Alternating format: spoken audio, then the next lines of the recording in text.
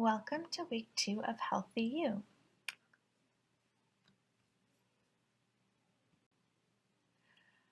To quickly review, last week we talked about the many factors that influence our body size, the types of hunger we experience and why, and understanding our lifestyle influences.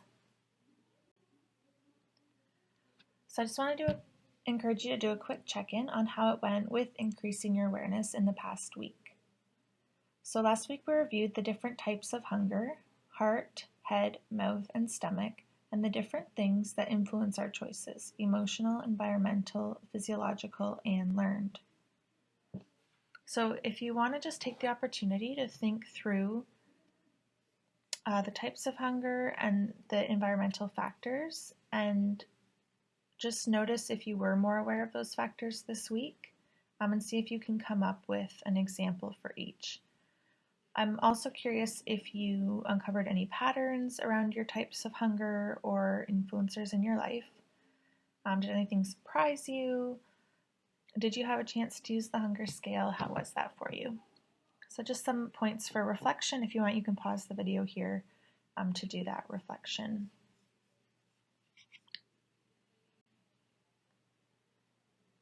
So as you know, in the Healthy You program, we are talking about these different aspects of health, eating well, feeling good, and being active, and also the environmental and behavioral factors. So today we are going to be focusing on the lower half of the triangle, so feeling good and being active, and what that could look like for you.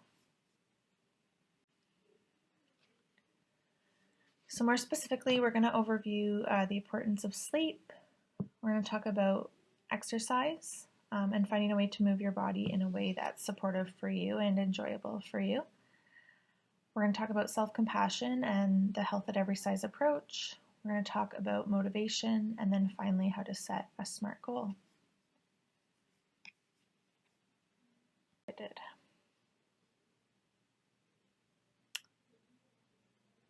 Okay, so I'm not totally sure what happened there. Sorry about that.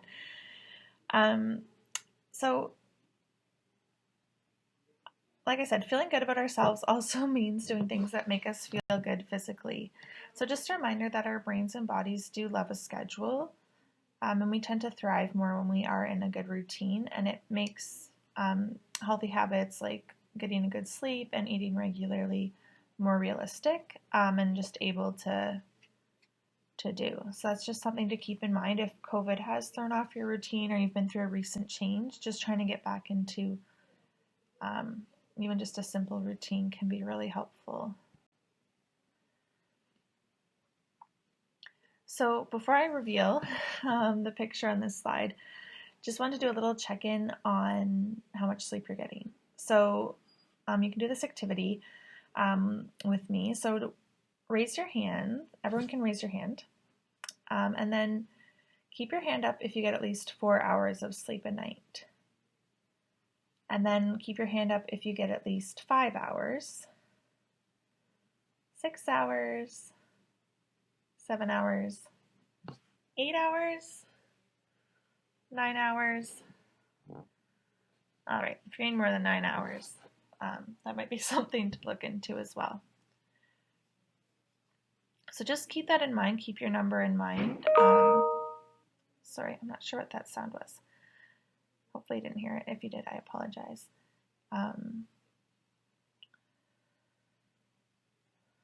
Sorry, that distracted me. So you just want to keep the amount of sleep you're getting in mind as we look at the sleep recommendations.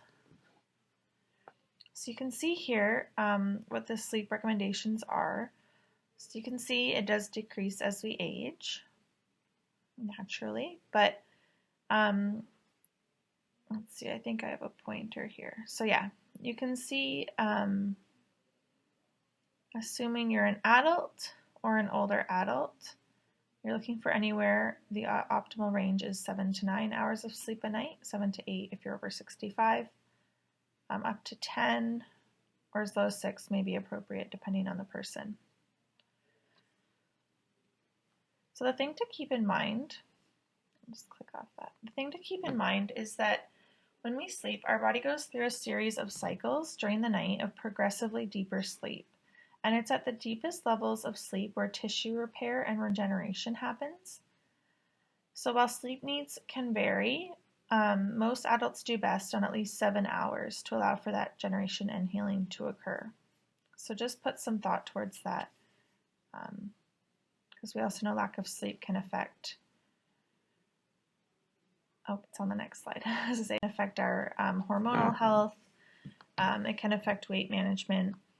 Obviously can affect our energy, our motivation, our resiliency, our ability to concentrate or learn new tasks.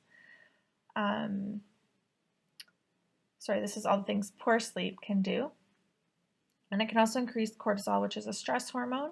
It can negatively impact our hunger hormones and increase cravings of like comfort foods or more energy dense foods, and can also affect our immunity. So often sleep gets overlooked when we're talking about like a healthy lifestyle, but it's certainly important and worth making an effort with.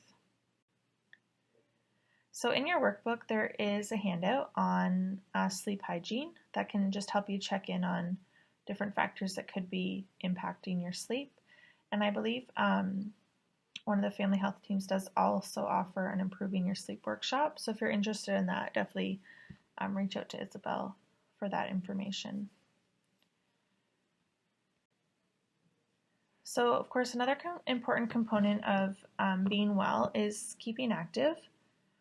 There's many studies that show the significant health benefits for those who are more active and also for increased time in nature. So if you are able to be active outdoors, even better.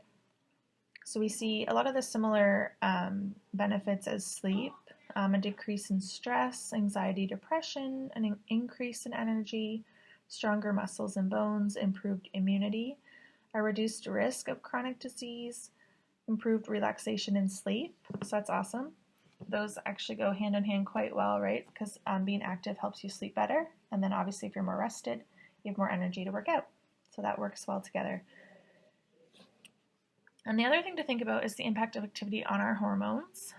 So when we are more active, it helps us to better manage stress and thus reduce that cortisol hormone that we mentioned when we were talking about sleep. And the cortisol hormone is a fat storing hormone, especially in the midsection. And then we also, with exercise, improve our sensitivity to insulin. So that's going to improve our blood sugar and reduce excess fat storage. And finally, increasing our activity level and getting outdoors boosts our serotonin production, which is a feel-good neurotransmitter in the brain, and we will feel often calmer, happier, and more at peace. So definitely worth considering ways you can be more active. Now, before we jump into that piece of being active, it's important to just pause and consider why you exercise. So obviously we've talked about a lot of the health benefits, and just like energy benefits, overall well-being benefits of exercise. So those are good motivators. We like this quote as well, the thought that you're not like working hard or working out because you hate your body, but because you love it and you want to take good care of it. So that's a pretty good shift as far as motivation.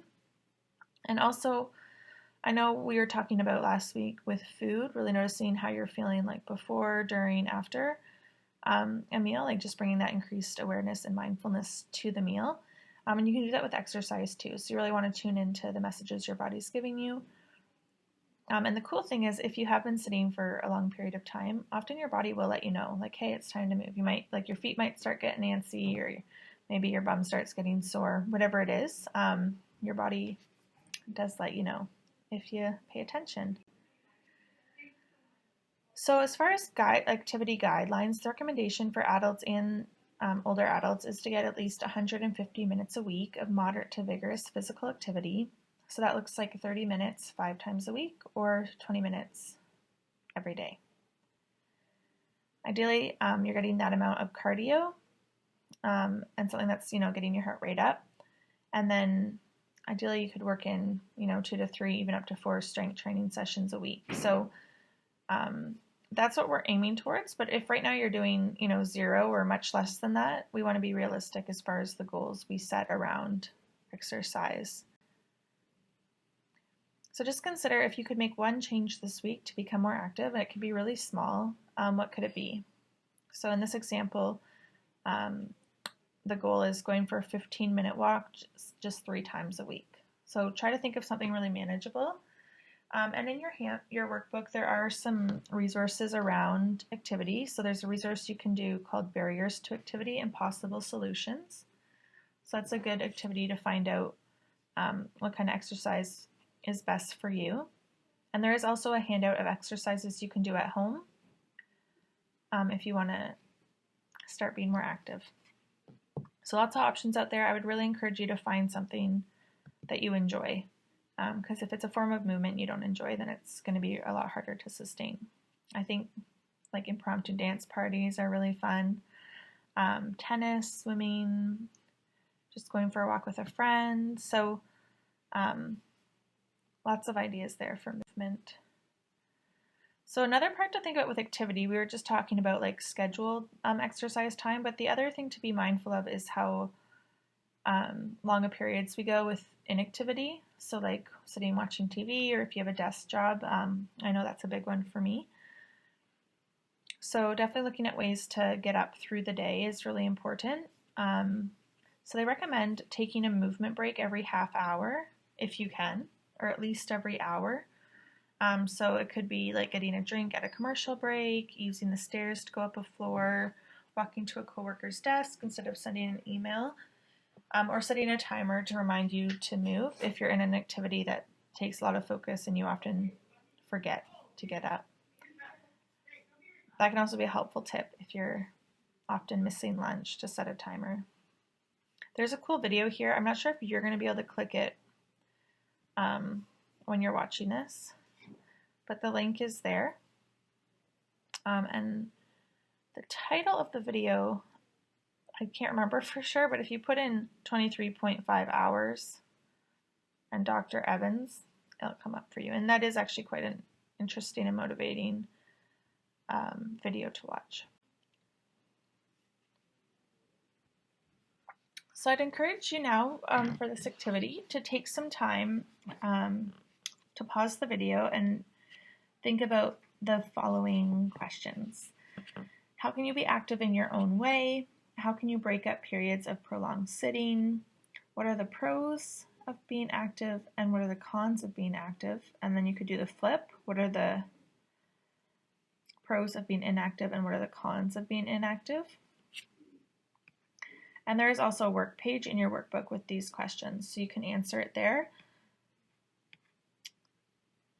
And again, there is that the handout in your workbook about the barriers to activity and possible solutions, as well as exercises you can do at home and credible exercise resource handouts. So lots of tools there for you. And it can also be helpful to look in your community and see like if there's a walking group available or that type of thing. And if there isn't, maybe organize one. So now we're going to shift into talking about the feeling good part of the approach to vitality. So we're really going to consider feeling good about yourself regardless of your size, because for many of us, a big sense of our self-worth is tied to our size. So just a reminder that body size is not an accurate measure of health, which is a hard sell because we've been taught the opposite for much of our lives, but the research is clear that you can be healthy at a variety of sizes, and you can be in a smaller body and really not be healthy, and you can be in a larger body and actually be quite healthy. So that's why in this program we do try to focus more on health behaviors versus weight. So we just want to acknowledge it is often hard for people to be more self-accepting. Often we are quite critical of our own bodies, how they look, and how we wish they could look different.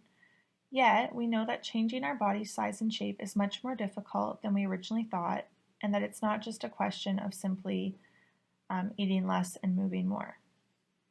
And that's why in Healthy You, we do try to focus on things that are in your control to change, being the best we can be. But a big part of that is also taking care of ourselves. And I'd also just encourage you to read this quote. It's kind of puts it in perspective.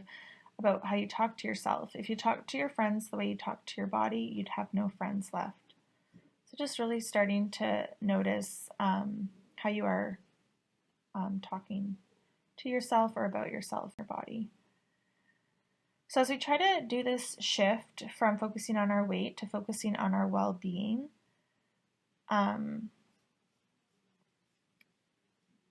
sorry, I confused myself there a bit. Just some things to consider. We're really trying to promote healthy behaviors for everyone, regardless of body size, to respect and realize that people do come in a variety of body shapes and sizes, to reduce weight stigma, because people in larger bodies often do face discrimination, even in healthcare, which is very unfortunate. And then we also want to just all work together towards having a healthier relationship with food, enjoying daily movement, getting good sleep, managing stress, and just feeling good about yourself. Let me just make sure I didn't miss anything there. I'll just highlight the YAY scale. They call it the YAY scale on the right here.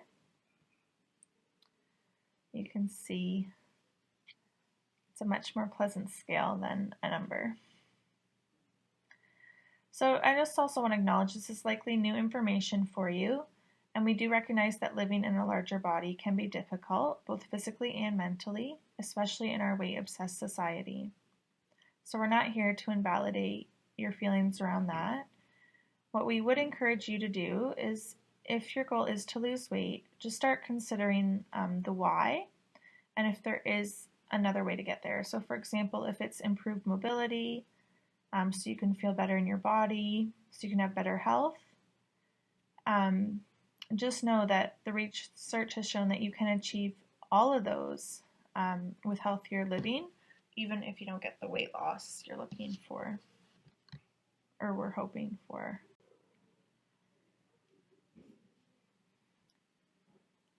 So before I show the rest of the slide, I would like you to consider what comes to mind when you think of self-compassion.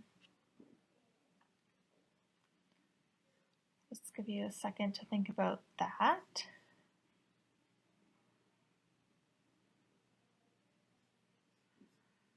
Alrighty. So for me, I'll just share mine. When I think of self-compassion, I think of like being understanding towards myself. Other people find it really helpful to think of it as like, how would I treat a friend? And then trying to extend that to yourself. So self-compassion helps us face setbacks and situations that don't go our way with kindness, care, and understanding. It helps increase pleasant emotions and motivation to take on new challenges with less doubt. That's a big one, because a lot of people worry that if they're understanding towards themselves, then it'll take away their motivation. They won't work hard. But the research has actually found, and you might have noticed it in your own life, that if you've given it a try, that when you're actually being supportive of yourself, you just naturally have more energy and motivation to do what it is you're wanting to do. And it also helps reduce thoughts and behaviors that interfere with our ability to regulate our emotions, like self-judgment, avoidance, pushing away emotions, and overthinking or paying too much attention to our emotions.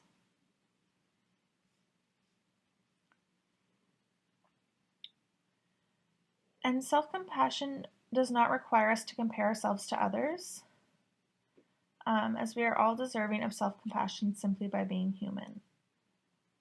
So self-compassion has found to be more impactful than focusing on self-esteem, just because self-esteem is based on judgments and evaluations of ourselves in comparison to others and can change based on circumstance. So self-compassion is very unconditional and supportive. So the three elements of self-compassion are self-kindness. Sorry, I'm not sure what that sound was. Self-kindness, common humanity, and mindfulness. So self-kindness is that concept of treating ourselves as we would a friend. The common humanity piece is really big. It's just that recognition that we're not alone in our suffering, that we're all imperfect, We all make mistakes, and we all have painful experiences. So it's not to minimize any of our troubles, but just to realize we're not alone in them. And that can help us be more understanding towards ourselves with maybe how we're feeling about our circumstances.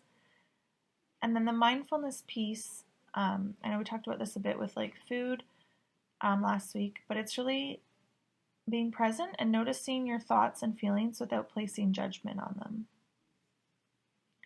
So self-compassion allows us to be forgiving of ourselves and remove any judgments and bullying thoughts we might be having.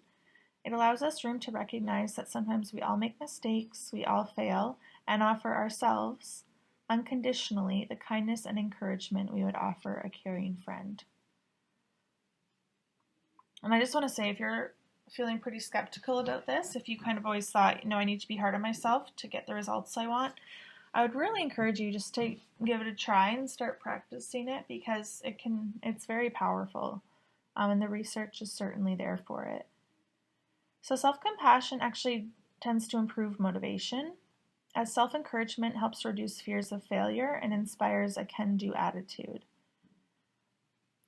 Practicing self-compassion, specifically self-kindness, has been shown to be as effective as receiving compassion from the person or pet that is your biggest source of comfort. It also increases levels of oxytocin, which is a hormone that helps manage stress and increases your feelings of trust and connection. Finally, being able to provide yourself with that same boost of kindness and comfort also provides a sense of safety and security, which is invaluable to be able to offer that to yourself. So one technique to try out to improve your self-compassion is called the best friend technique.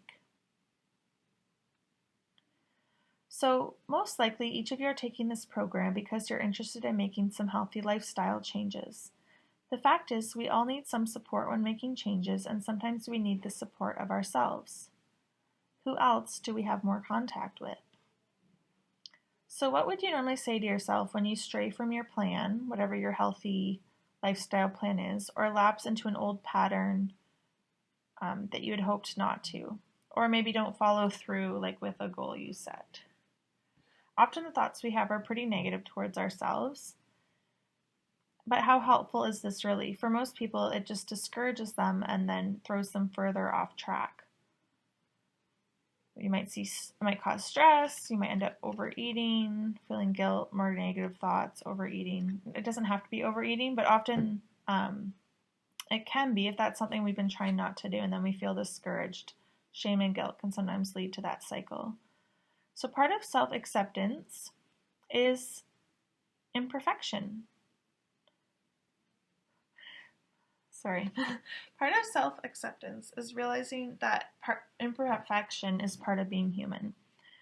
No one is perfect, so why should we expect this of ourselves? We wouldn't of a friend.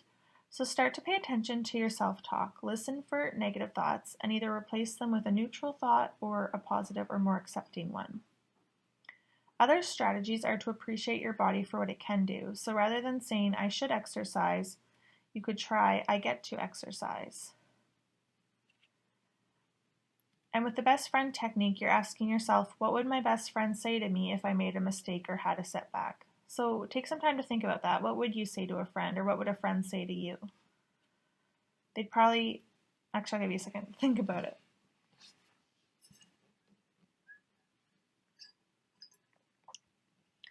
So they'd probably say something like, everyone makes mistakes, or tomorrow is a new day, or I know you can do it. Or this one fall off doesn't erase all the hard work you've done so far. You've been really successful in the past. So they're just going to find ways to encourage you. So see if you can't do that for yourself next time you notice you're having a harder moment. So this carries right into with the self-talk. So really just noticing what comments you do say to yourself. Checking in, is this something I would say to someone else, someone I love? And is saying this helpful or harmful?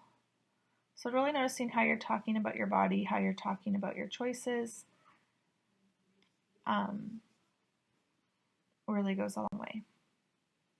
So on a similar note, how we talk about food matters as well. So how are we judging food and how is that affecting our eating decisions? So just think about for a second what foods you would define as like good foods, what foods you think of as bad foods. And then think about how you feel when you eat a food that you think of as good and how you feel when you eat a food that you think of as bad.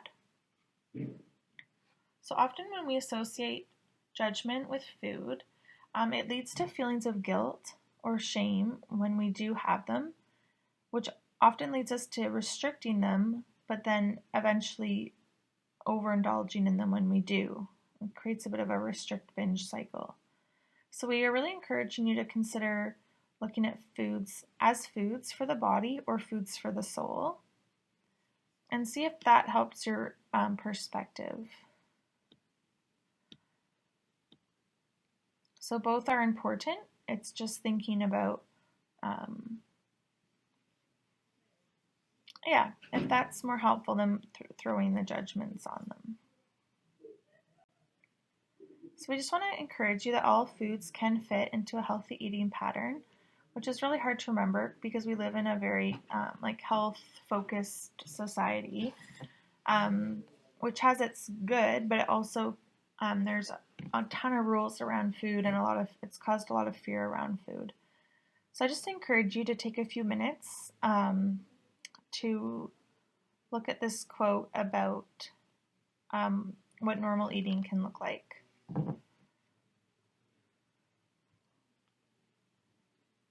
I'll just highlight a couple lines of it, but certainly pause me and take the time to read the full thing. But I'm going to the table hungry and eating till you're satisfied. It's being able to choose food you like and eat enough of it to satisfy you, not feeling like you have to stop eating because you've hit a certain amount. It's definitely giving some thought to nutrition and eating healthy foods, but also still being able to enjoy fun foods. It also is normal to have a certain level of emotional eating. We just want to be mindful if that's our only form of coping. Normal eating is regular meals. Another cool part of normal eating is it's leaving some cookies on the plate because you know you can have some again tomorrow. Part of normal eating is overeating sometimes, but of course we're encouraging you to be mindful of those hunger fullness signals. And really a big part of normal eating is trusting your body to make up for your mistakes in eating. So often if we overeat one day, we're just naturally less hungry the next day. And normal eating takes up some of your time and attention, but keeps its place as only one important area of your life. So normal eating is flexible and varies in response to your hunger, schedule, proximity to food, and your feelings. So really just seeing how nuanced and complex food is and really trying to simplify it and still be able to get joy from food even as you try to nourish your body as well. And we'll talk more about what that looks like, I believe, next session.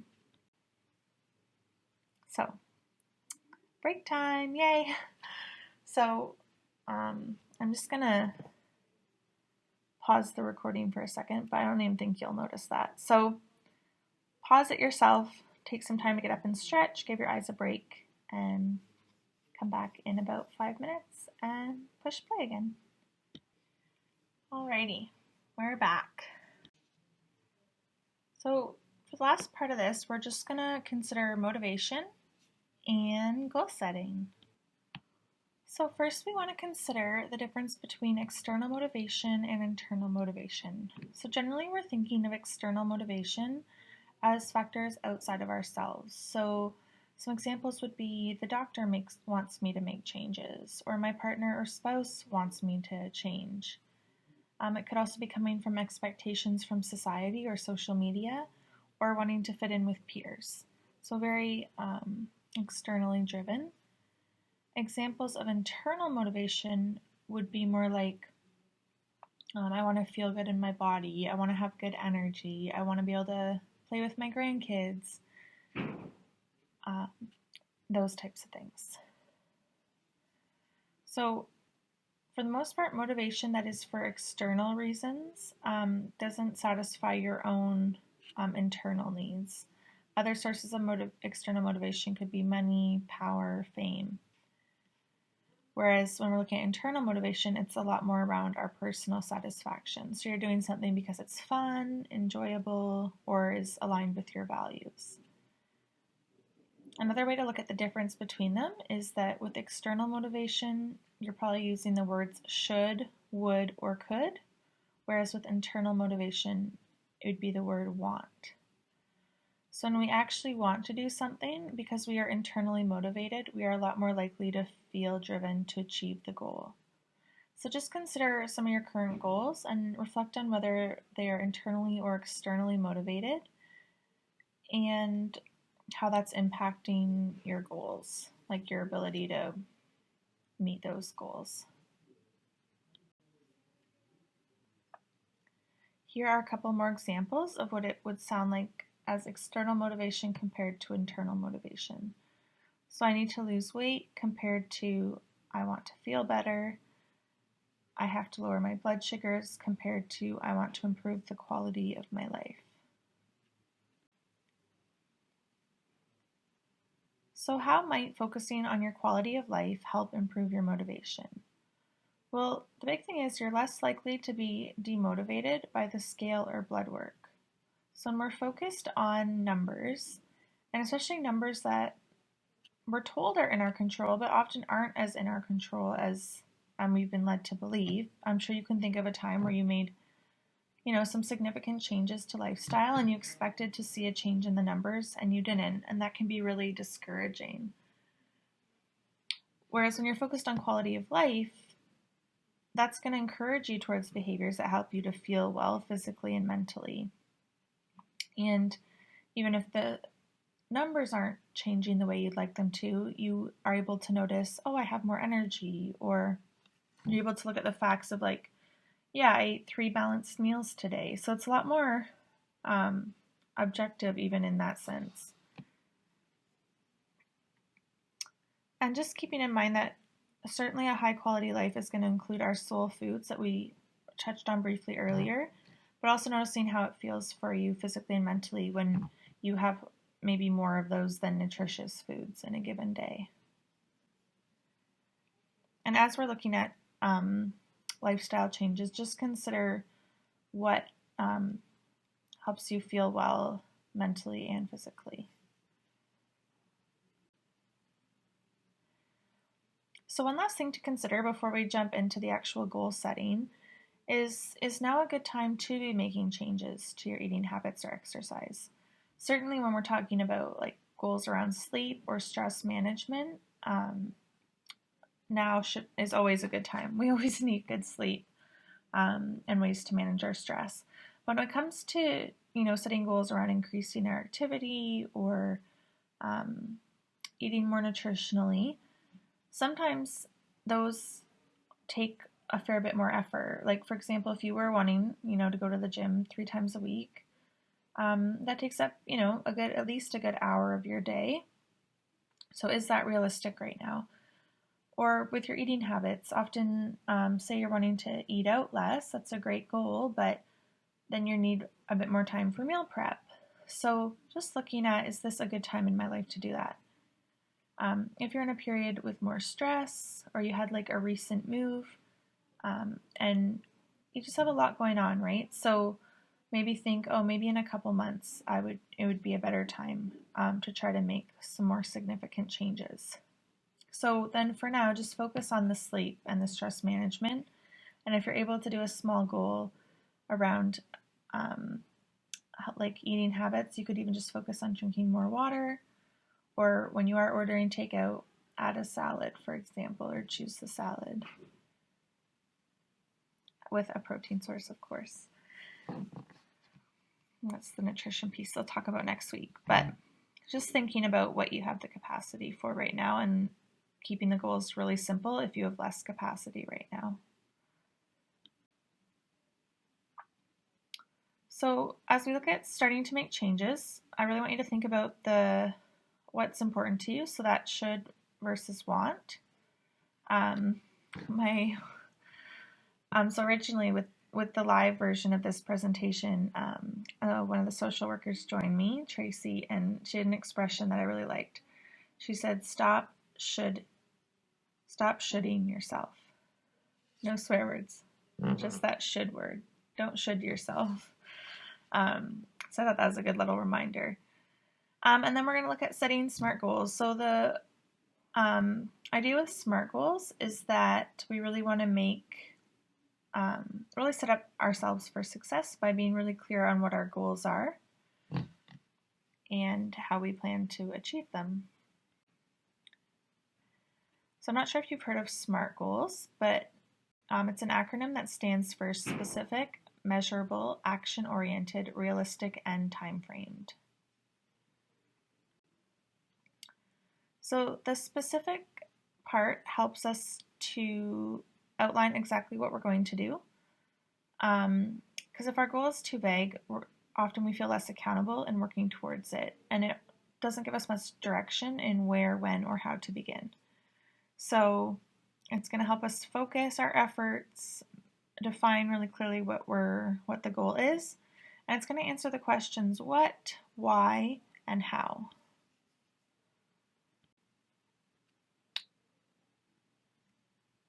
We also want to include a measure of the progress. So by including how your goal will be measured, you're able to evaluate your progress and experience the excitement that comes with a sense of accomplishment. So you're establishing concrete criteria for measuring your progress, and it'll allow you to see change occur. So it's asking the questions: how much, how many, how often, how will I know it is accomplished? If you do not have a measurable endpoint, you will never know exactly when you've completed your goal. The measurement is up for you to decide. There's no right or wrong answer.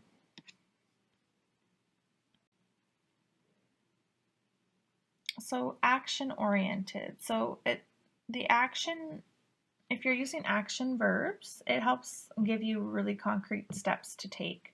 So for example, if your goal is to increase your intake of vegetables, one of your action steps could be to start washing and chopping your veggies in advance to make them more convenient to eat. Or it could be looking up some new recipes with vegetables that you'd like to try for dinner. So you're answering the question, what are you going to do to reach your goal? So it's getting a lot more tactical with what the steps are going to be. And of course, we want to set goals that are realistic. So something that is within your capabilities, especially with whatever else you have going on in life right now. And you want a goal that you do believe you can accomplish. So you want to make your goal challenging enough that you're satisfied with your achievement, but not so hard that you're not going to be able to achieve it. And just that reminder that little steps add up.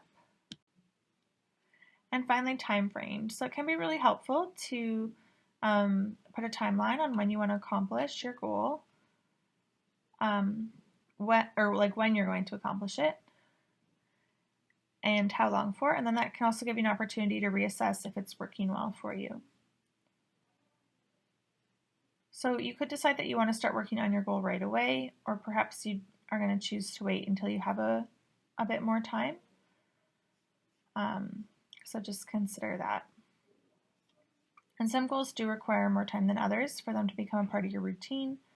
So the idea is to give yourself enough time to experiment with your goal and the opportunity to reflect on how it is working out for you. So let's just consider these goals here. Are these SMART goals? I want to be healthier. I will eat more nutritious foods. I will start exercising. I will not eat sweets.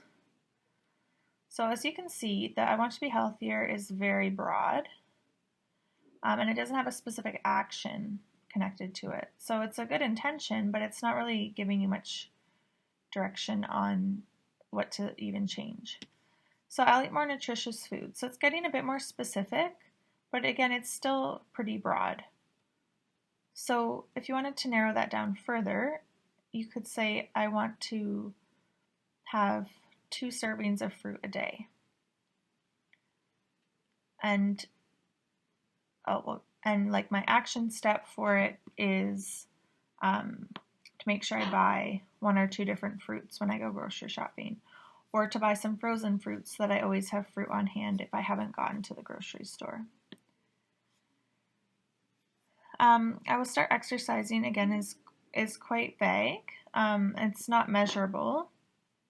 So an example of a smarter goal for exercise could be I will start swimming 2 times a week for 30 minutes starting next week. As much as you're able, I do find in my own experience, if I know there's a goal I want to do, I find it easier if I'm able to start it that very day, just because I find when we say, oh, I'm going to start next week, it can kind of make it maybe even a bigger deal than it needs to be. Obviously, if, like, you have to get a gym membership in place, or if there's some steps you need to do first, but even if you can just take one really small action towards the goal the day, like today, while you're thinking about it, that can really be helpful to get you going. And I will not eat sweets. For most people, this goal is unrealistic. And for most people, part of like a vibrant life is being able to enjoy foods that you love. So you could have a goal around being more mindful of portion, or your goal could even be around like incorporating sweets, like say as a dessert after lunch, instead of if you are kind of stuck in that restrict binge cycle. So this can really look different depending on your circumstance. So I would encourage you just to take a bit of time to set a SMART goal for the week. So what's one change you can make this week based on what we talked about today? Or it doesn't have to be based on what we talked about today. It can be something that was already in your mind of a goal you wanted to set. So it could be as simple as using the journaling tracking guide that you have in your workbook.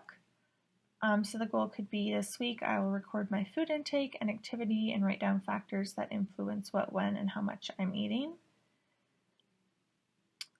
You could even make that a bit, if that feels like a lot, you could even say like 2 days this week I'll do that. It could be this week I'll use the hunger fullness scale for my dinner meals. This week I will try and go to bed 30 minutes earlier. I like that one.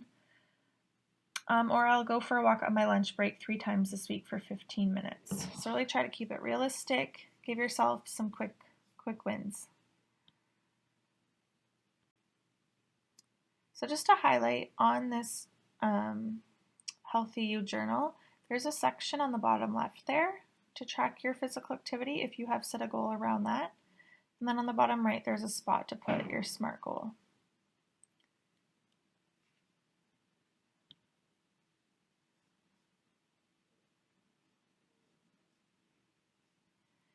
And we just want to acknowledge if you're finding the journaling difficult or not really supportive for you, that's okay. There's other ways to be mindful or work on your health. So just if that's a helpful tool for you. So next class, we are going to take some time at the beginning to talk about the goals that you did set today. And we're going to dive into nutrition basics. So look forward to seeing you next week and hope you have a great week. Thanks for your patience in getting this recording. Bye.